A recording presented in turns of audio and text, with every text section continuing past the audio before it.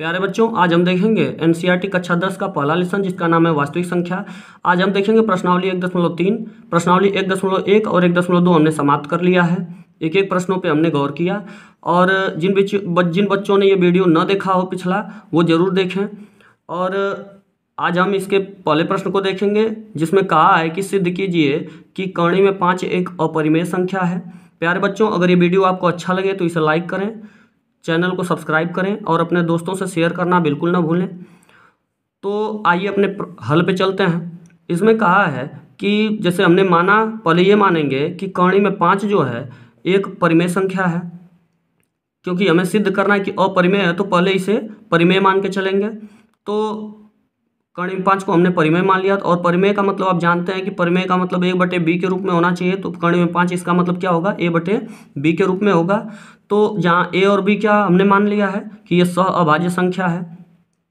तो दोनों पक्षों का अगर वर्ग करें तो वर्ग करने के बाद ये कर्णी जो है, कर्णी का मतलब होता है 1/2 पावर।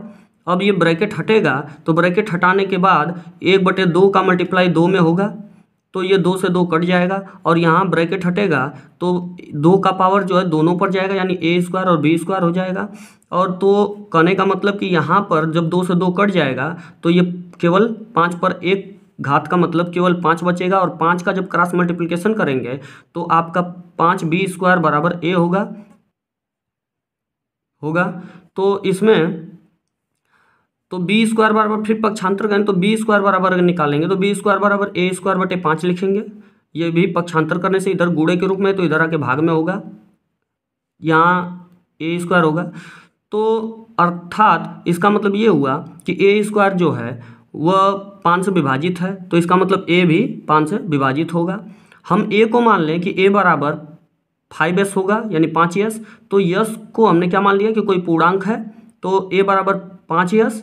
तो इस तरीके से कर्ण में 5 बराबर हमने क्या माना था, a/b, तो a/b माना था।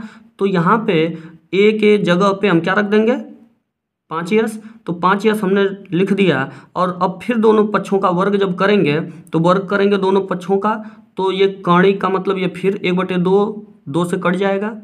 इसके बाद आपका ये जो पावर है वह 2 पावर दोनों पर आएगा, यानी 5 का होगा तो 5×5 = 25 और s², और b का होगा, जब b पर भी पावर आएगा तो ये b² हो जाएगा। और ये 1/2 2 से कट, ये 2 से 2 कट गया था, जैसे ऊपर बताया गया था कि कर्ण का मतलब 1/2 होता है, फिर 2 से 2 कट जाएगा। तो आपका बचा क्या, 5। अब इसके बाद 5 से या 5 कट गया, ये 25 5 बार में कट जाएगा, 5×5 = 25, यहाँ पे होगा 5, यहाँ पे 1, और क्रॉस मल्टीप्लिकेशन करेंगे तो b²/5 बराबर s² होगा, यानी s² बराबर b²/5। यहाँ पे देख रहे हैं कि जो a और b था, तो a के बारे में हमने देखा था a 5 से विभाजित है ऊपर, और यहाँ देख रहे हैं कि b² जब 5 से विभाजित है तो इसका मतलब b भी 5 से विभाजित होगा।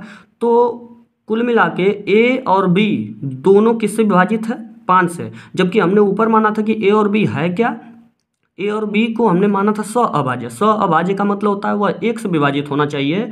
तो इसका यानी कहने का मतलब उसका जो HCF है, यानी जो मस है वह 1 आना चाहिए। जबकि ये 5 से a और b विभाजित हो रहे हैं, इसका मतलब ये a और b यहाँ पर जो हमने माना था कि यह सहअभाज्य होगा, वह सहअभाज्य नहीं है। क्योंकि सहअभाज्य रहता तो इसका यह किससे विभाजित रहता, 1 से, यानी इसका मस जो आता यानी HCF वह आता। इसलिए जो a और b है वह हमारा सहअभाज्य संख्या नहीं है, जो कि हमारा विरोधाभास है, यानी कहने का मतलब जो हमने माना था वो चीज़ नहीं है।